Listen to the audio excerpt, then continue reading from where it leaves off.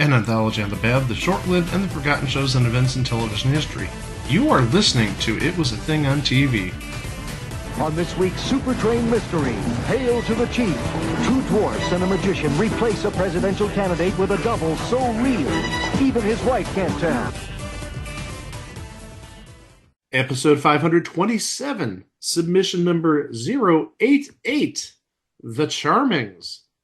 The Charmings aired on ABC from March 20th of 1987 through February 11th of 1988 for 21 episodes, one of which went unaired. Guess what, guys? This is one of those theme songs where the plot is explained in the opening.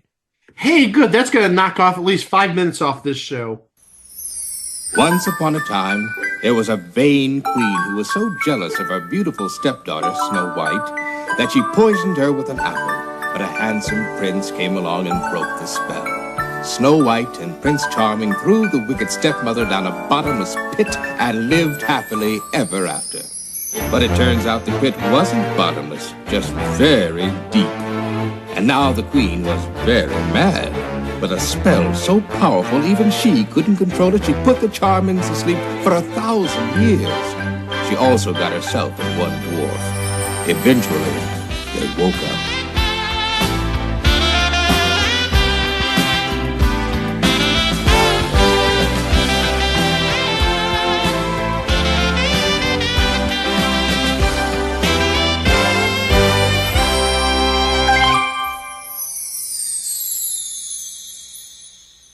You all know the story of Snow White, but I will try and condense it to the bullet points suitable for a 45 to 60 minute podcast.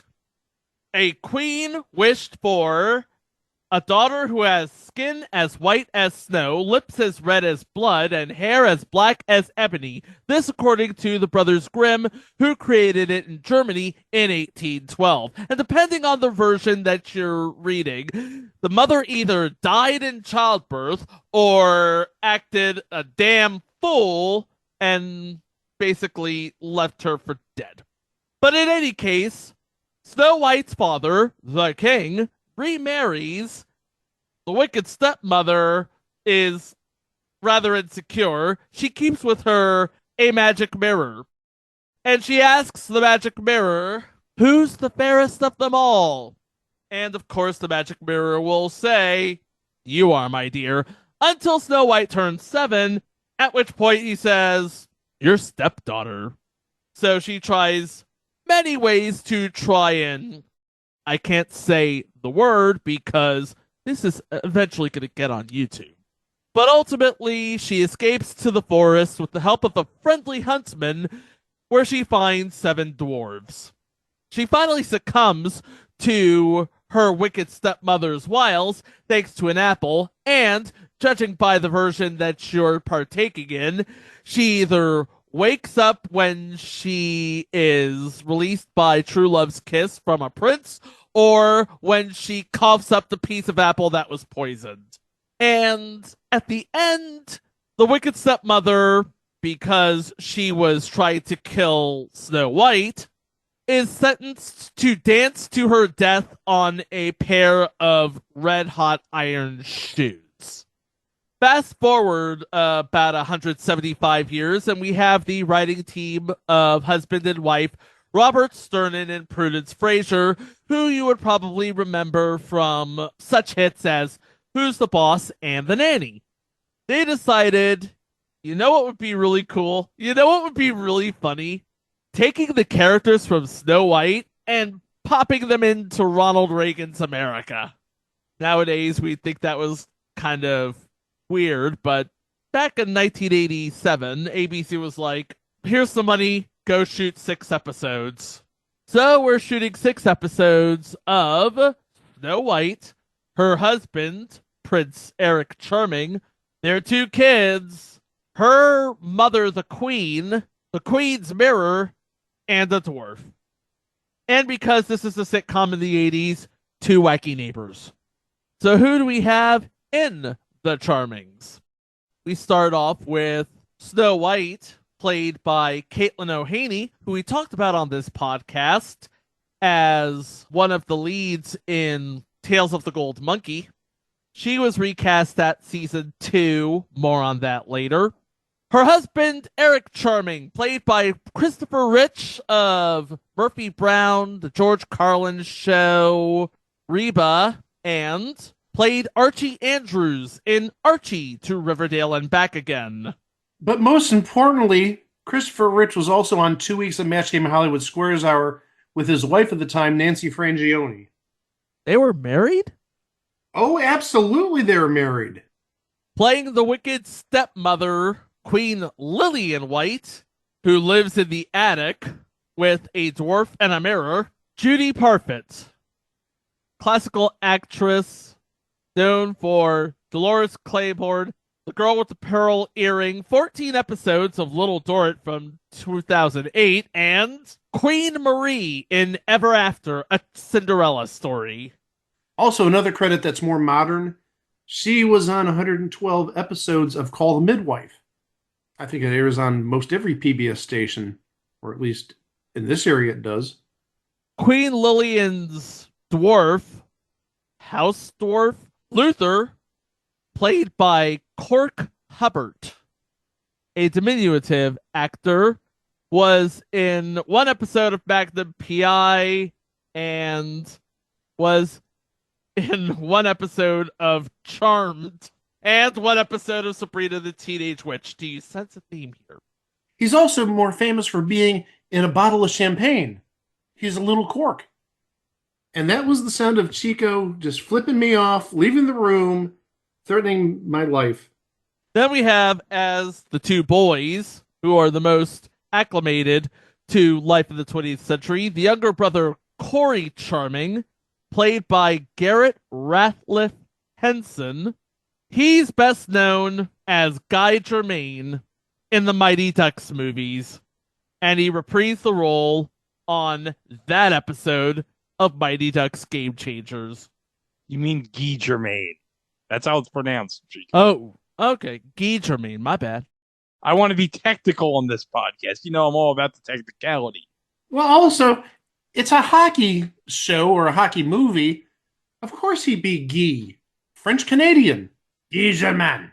He's no Hans, though, Chico. When you originally said his name is Corey Channing, I thought you were going to say Corey Channing. Hello, Dolly. Why, hello, Dolly. Now, hold on. I did share that Carol Channing TV guide in the Facebook group. And playing his older brother Thomas Charming, Brandon Call. He was the first Toby Buchanan on the first season of Baywatch. This was before syndication. We would know him better by his role as JT Lambert on Step by Step. Yeah.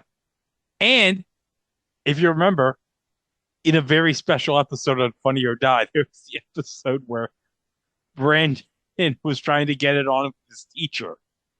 Do you remember that, Chico? It was basically a textbook example of how to assure that you will remain a virgin forever. You can probably see that on True TV if sports isn't infecting that channel already as it is now.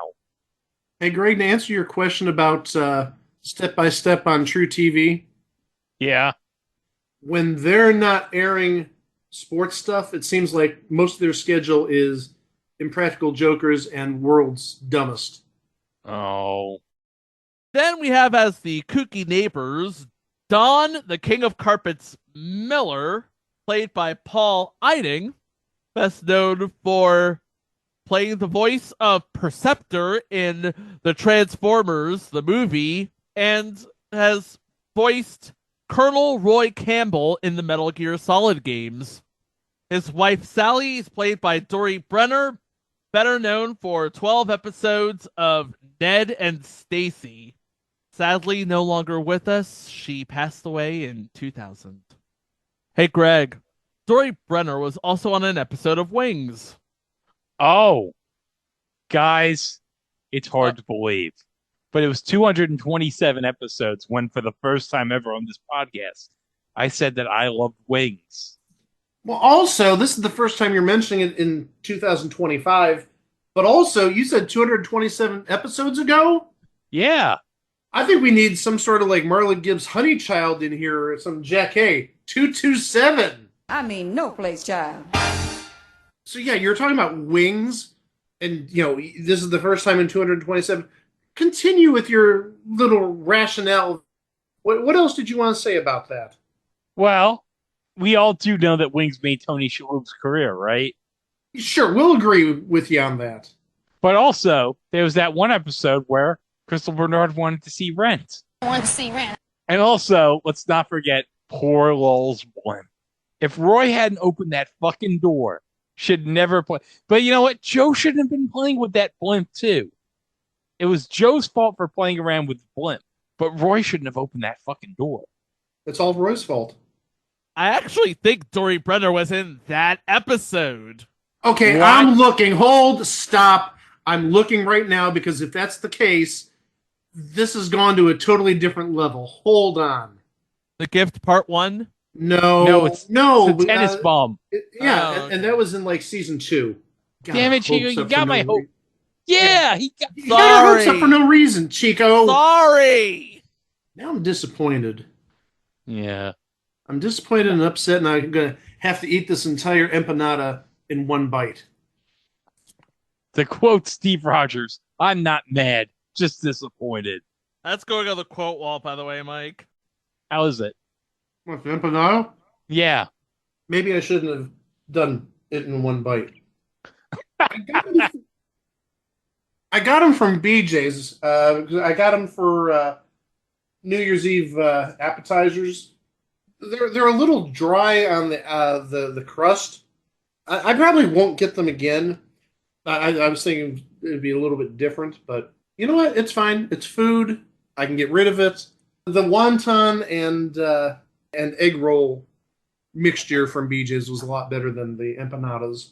And that's our first review for It Was the Thing You Can Find at the BJ's Freezer section. Rounding out the cast as the Mirror, noted character actor Paul Winfield. Let's not forget he played the Don King-ish boxing promoter in that one episode of The Simpsons. You couldn't give me one lousy round, Bo. He was also Harriet and Rachel's daddy on an episode of Family Matters.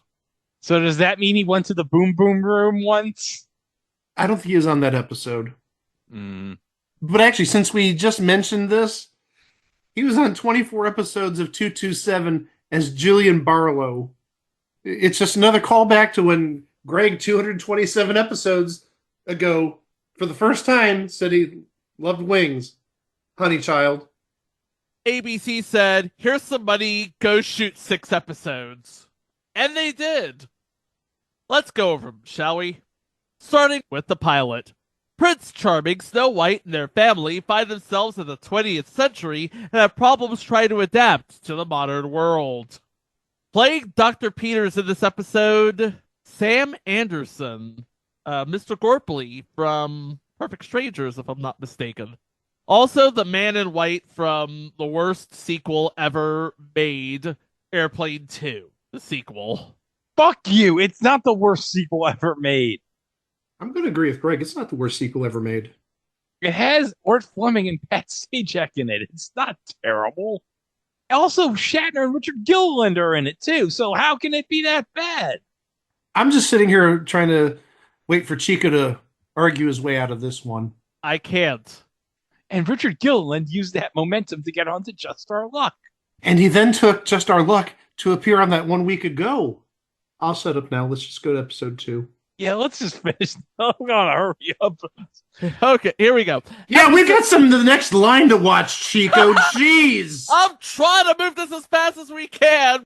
Episode 2, The Mirror Cracked. Eric and Snow throw a party in an attempt to make new friends. Annoyed by their reluctance to invite her, Lillian uses her magic to spoil the festivities, but it results in her own beloved magic mirror getting broken. Oh no! Oh, that's worse than uh-oh. I said, oh no, not uh-oh, but I since you know, mentioned it. that's worse. All right, Susan, just say it. Episode 3, Modern Romance. Luther and Lillian make a bet that they can't get a better date. While Luther finds an attractive girl, Lillian chooses to drag a bum off the street and make a potion to turn him into a hunk. Hey, I bet you Luther wins this one after seeing who the beautiful girl he picks up is. That beautiful girl, named Rhonda, was played by Rebecca Arthur. We'd all remember her from Perfect Strangers. Well, I hope all of us would remember her from Perfect Strangers. That's what made her career. Yeah, Tony Shalhoub, he's got Wings. Rebecca Arthur, she's got Perfect Strangers. And that 1 week of the New Liars Club she was on. I don't know why I mentioned that. Was she on with Shadi LaRue? No. Oh. No, she was actually just on, I think it was yesterday. Maybe it was on Wednesday I saw her with Paul Kreppel and I forget who the other person was. It wasn't Pete Beauty, I'll tell you that much. Oh, it was no Pete Barbuti. He was actually practicing for the next line coming up in a couple of years. Oh my gosh, we've done 2 references to the next line. What the heck is wrong with us? The hunk, Lionel Davenport III, is played by Anthony Hamilton, credited as Tony Hamilton. You would know him for 2 seasons of the new Mission Impossible and half a season of Cover Up. And then in the role he was born to play, playing Rip Taylor. Wait, hold on. Let me guess. Okay.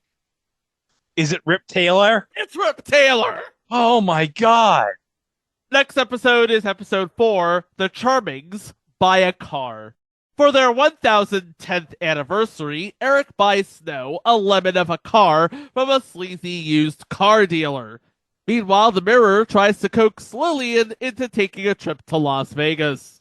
Now wait, there's something I didn't realize. She's just referred to as Snow. Yes. Does she later come up with a song called Informer? I hate you guys. Playing Abraham Honest Abe Jones is Casey Sander, best known for 112 episodes as Wade Swoboda on Grace Under Fire. Episode 5, The Incredible Shrinking Prince. Attempting to find a way to earn money, Lillian concocts a diet potion, but it turns out that it's actually a reducing formula. Eric inadvertently drinks it and shrinks to 12 inches high. And Luther, the short person, comes and says, "Ha! Who's the big man now?" Hilarity ensues. You know something like that had to happen. The little person is now the big person. Just yikes. Tell me I'm wrong. You knew that had to happen. I will actually search the internet tonight after we record this episode to find this and prove to you next week, yes, Luther went up to Eric and said, "Ha! I'm the big man now. Kiss my ass." Kiss my ass! And the final episode of the first season, an 80s kind of prince. Lillian tries to break up Snow and Eric by putting a spell on a neighbor to fall in love with Eric. And that's the first season. It aired on Friday nights on ABC. Before Friday nights was a thing on ABC, it led off the night, led into what I believe is the final season of Webster before it moved into syndication. Yes, it would have moved to syndication in 87 for the 87-88 season. In 1987, ABC didn't think, hey, let's just put a whole block of family comedies and 2020 to round it out, because he had The Charmings, Webster, and a movie. The Charmings aired at 8 o'clock opposite previous entry Together We Stand of whatever Roomies is. Isn't Roomies No Class Holes? Oh, yeah, that's right. I I need to read that book that Santa got me last week. Jeez. You need to read the damn book that Santa brought you. Where's Santa? Santa, get in here. What do you guys want? I was sleeping. Well, Santa, you brought us those gifts 2 weeks ago. It wasn't last week, it was 2 weeks ago before Christmas. And Chico just made a stunning admission. What did he say? I didn't read the book yet. Yeah, did you just hear him? He didn't read the book. You bastard. I worked my ass off to get you that, and this is how you thank me. Tell you what, I'm going to read the book right after the show. All right? Bull crap you are. No, you're going to be watching the next line, because that's what you and Greg and Mike said you're going to do after these shows are recorded. No, after this one. You, sir, are a liar. I'm going back to sleep, and you better read that darn book by next week. I'm going to come and look and see if you did. If not, I don't know what I can do, but I'm going to do something. Oh. Santa, I want to thank you for giving me this Adventures of Rocky and Bullwinkle complete series set, though. I want to thank you for that. That wasn't me. Remember, I got you that Ellen Thick sticker. Right. Can we talk about how the Charmings did? Holy cow. Yeah, we can talk about how the Charmings did, because I've got a whole bunch of ratings from this first season. Please, Mike, get us out of this. The first week, out of 66 shows, the Charmings, it rated 51st, and admittedly, it was up against Family Ties that week. You're not beating Family Ties, especially since this is before Family Ties moved to Sunday nights for its last season or two. It was still on Thursday nights. If we go to the second week, out of 69 shows... Nice. Yeah, whatever. It rated 61st. So that's not terribly good. If we go to the third week, out of 66 shows, the Charmies came in at 53rd, tied with Outlaws on CBS. It's not looking really good at this point. I know it's 3 episodes, but you're consistently in like the bottom quarter, or even lower than that. If we go to the fourth week, out of 70 shows, it was 58th. Oh, and actually, since we talked about it in the pre-show that you guys aren't going to hear, what came in 59th just below the Charmings that week? The Bride of Boogedy. Isn't that a great movie, Mike? Oh, shut up. We had a whole argument about this before the show. I have nothing to say about the Boogedies. All right. But then it looks like we get to rerun season. I have the week of April 20th through the 26th. And out of 70 shows again, 56th. So again, bottom like 20%, not good. And I've got 2 more rerun weeks. One from August 3rd to August 8th. Out of 67 shows, The Charmings was 66th. It was the second worst show on television. And then the last week I have, this is like the week before the new fall season began. Out of 70 shows, this is from September 7th through the 13th of 1987. 70 shows, it finished 70th, the worst rated show on television that week. Judging by the numbers, ABC didn't see a reason to cancel it, but at the same time, they didn't really see a reason to keep it around, so they pretty much hedged their bets. They renewed it for a second season, but there would be 2 notable changes. But before we go into those notable changes, I think it's time we take, for the first time in 2025, some era-appropriate commercial messages. Oh, and I hope there's no Bride of Boogedy in these commercials. Oh, no, there's no Bride of Boogedy, Mike, but I think you're going to be surprised by one of them. Happy New Year, Alan.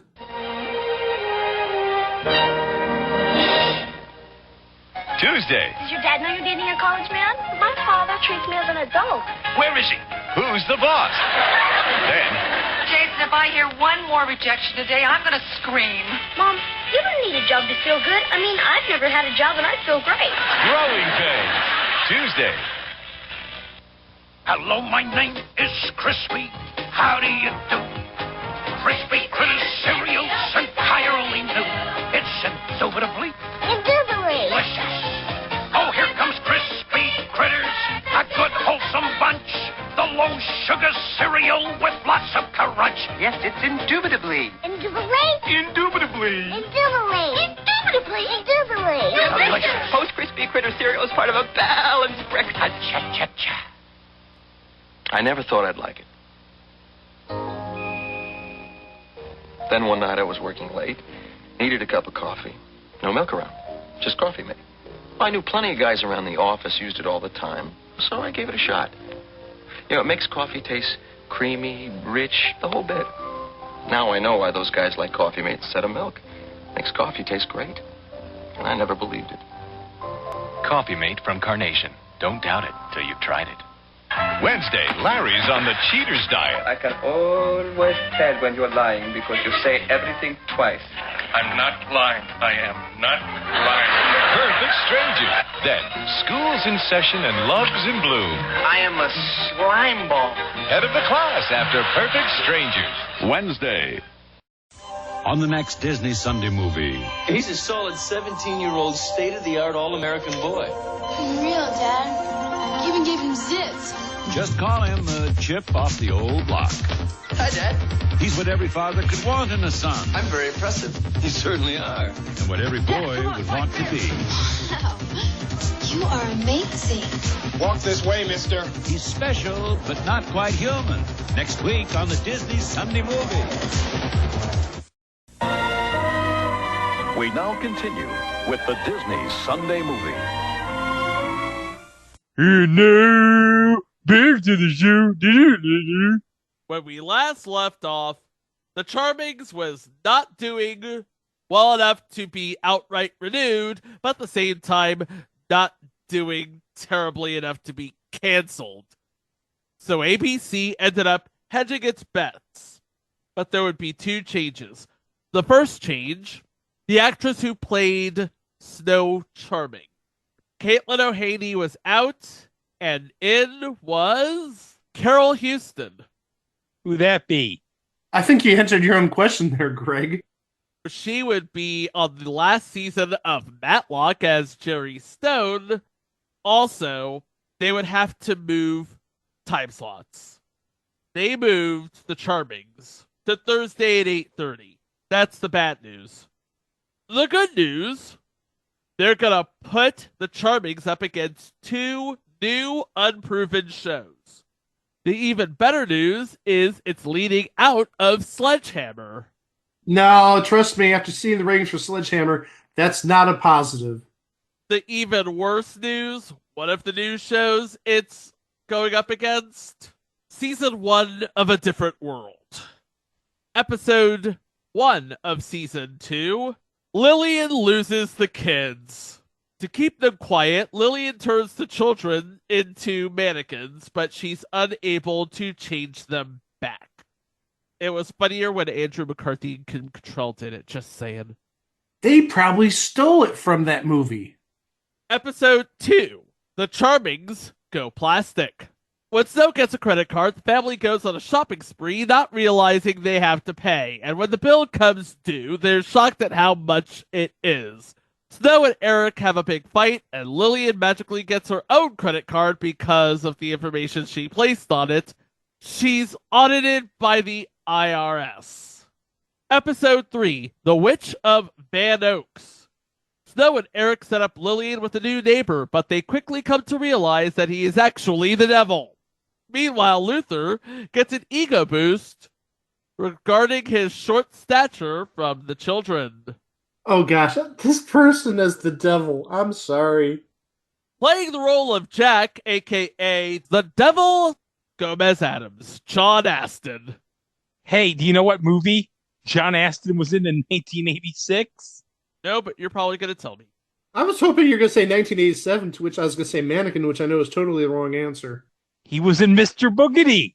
Was that a Disney Sunday movie, or? Of course it was. Oh, Chico, come on. Even I knew that was a Sunday movie.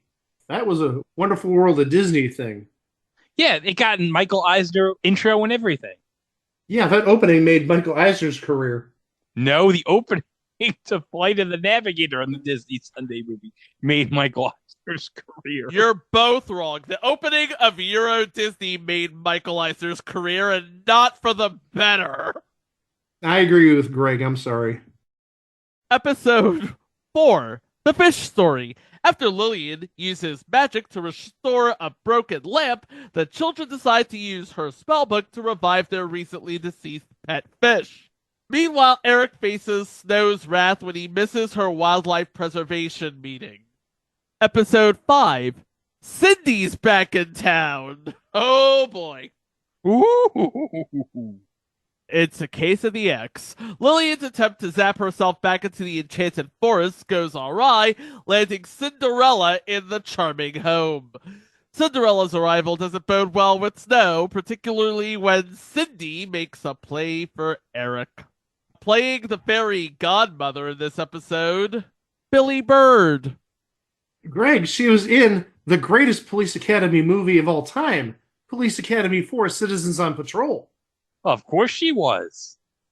Also, she played Mrs. Filbert on 83 episodes of Dear John.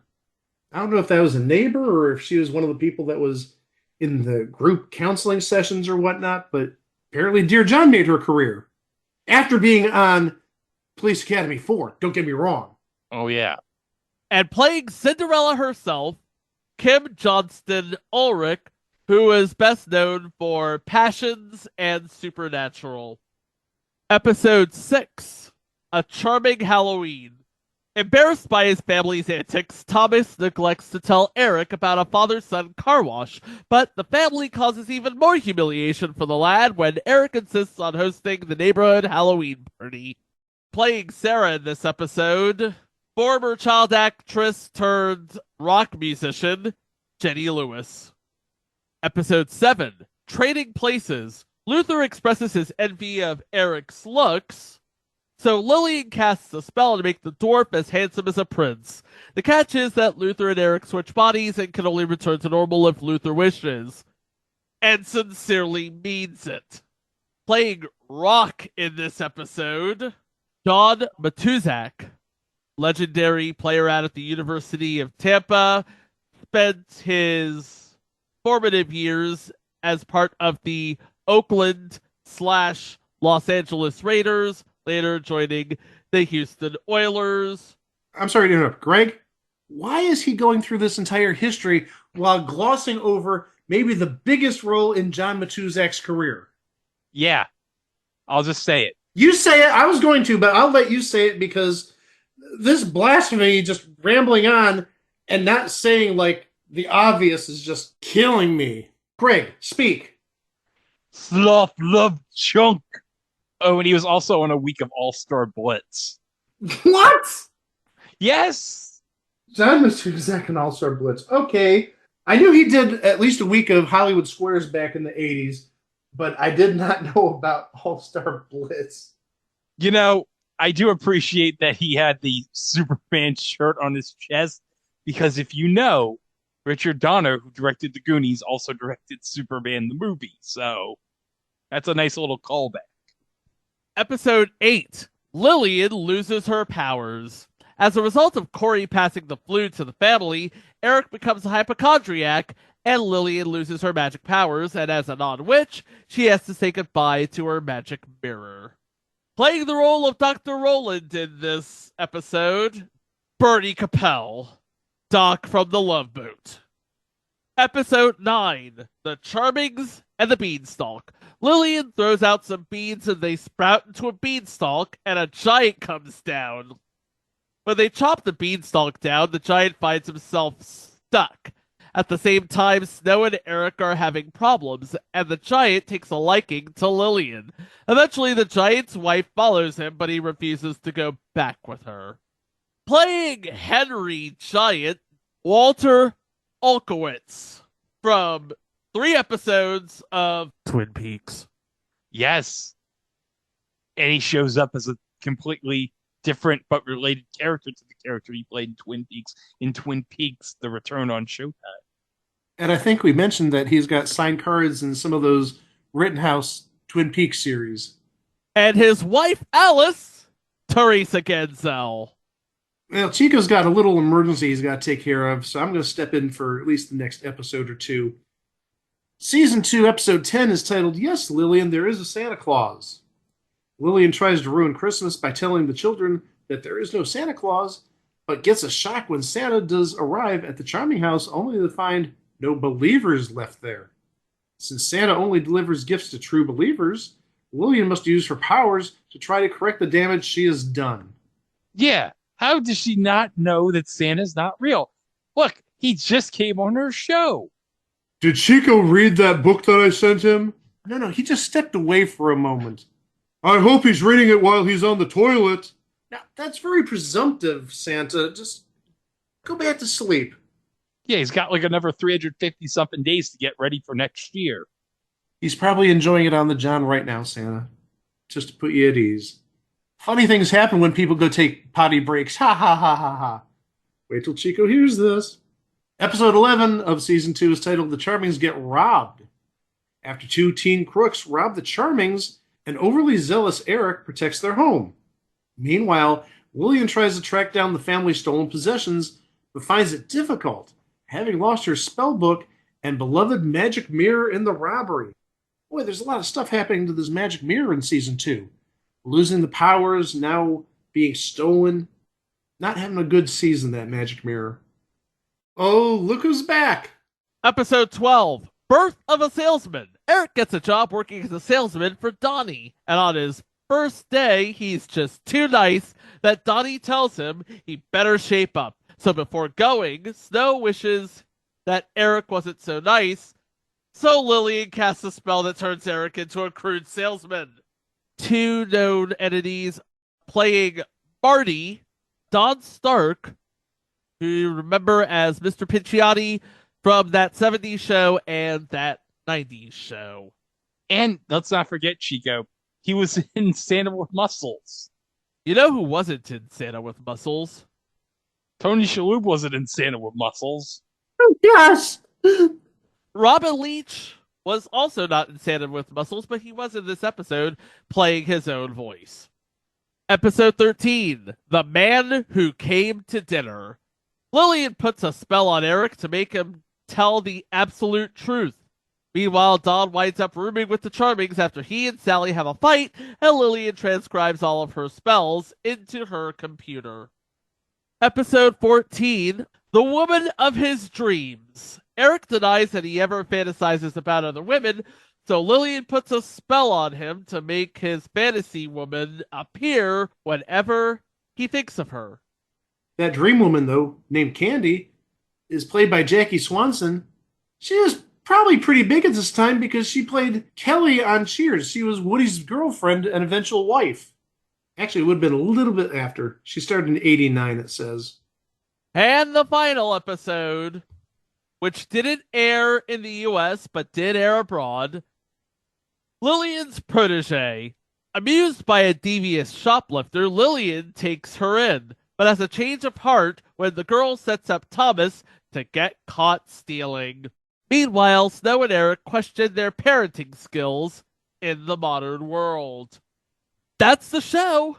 And if anybody were to find this show, they would probably tune out because it just kept getting zanier and zanier, and for my money, stupider and stupider as the show proceeded. Welcome to my world in 1988. I felt the same way as a 13-year-old. Also didn't help us going up against the Mr. Black Show and A Different World.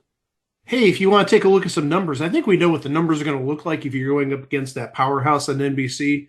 But I do have 2 weeks of numbers just to rub it in. For the second full week of October of 1987, out of 70 shows, the Charmings came in at 63rd. Actually, barely beating Sledgehammer. Sledgehammer was 64th.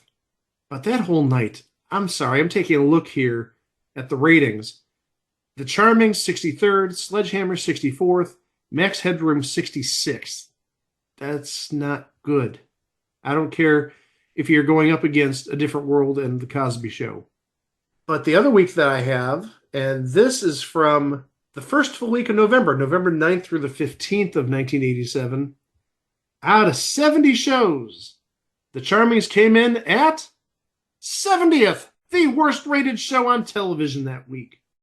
The Charmings was never a success on this part of the world. It was also never a success abroad, but it did win one Emmy for lighting in 1988. It was never released on home media, but you can catch the full run of episodes on YouTube as of this recording. Nobody's career was harmed by this show, least of which was Judy Parfit, called the midwife, or Christopher Rich, Reba, or Brandon Call, Step by Step, or Paul Winfield, Everything Else. It was just a speed bump on the road to further glory. I wish I could say it was as charming as the title suggests, but in 1987 and 88, it was just a thing on TV. You can find us at our website, itwasathingontv.com, on Facebook at It Was a Thing on TV Podcast, and elsewhere at It Was a Thing on TV. You can find us on any podcast player, and we're also on YouTube, where you can subscribe to our channel to keep up to date with our releases, including what's coming up next time. It is the continuing saga of a chain of gyms. We have Michael Boatman, Jerry Levine, Alan Ruck, and an American Gladiator. What? I know. And it was one of the first 4 shows for the WB. Suffice it to say, it didn't last as long as the other 3. Oh, that's a shame. Next time on It Was a Thing on TV. For Greg, for Mike, I'm Chico. Thank you ever so much for listening. Please be kind to one another, and we will see you for the next one. Wow! Hey, Santa, thank you for that present of Thing of the Night. Oh, you're welcome. Who'd you get as your first guest on your new season? Oh, I got Dave Meltzer as a guest for my first season. We talked about all his favorite 5-star matches at the Tokyo Dome. Joke's on him. He never gave 5 stars. Ho, ho, ho. The joke is, it was at the Tokyo Dome, so he gave him 5 stars. If it was anywhere else, then he'd give like 2.5 stars, Santa. You know, I'm sorry that me, the absolute idiot on wrestling, has to correct you, but, you know, those things have to happen. Mike, don't give me a back talk. I'll take back those Quinn Martin music CDs. After that little conversation with Mike, do any of you guys want any Quinn Martin music CDs? No, because I didn't write any of the music for Quinn Martin.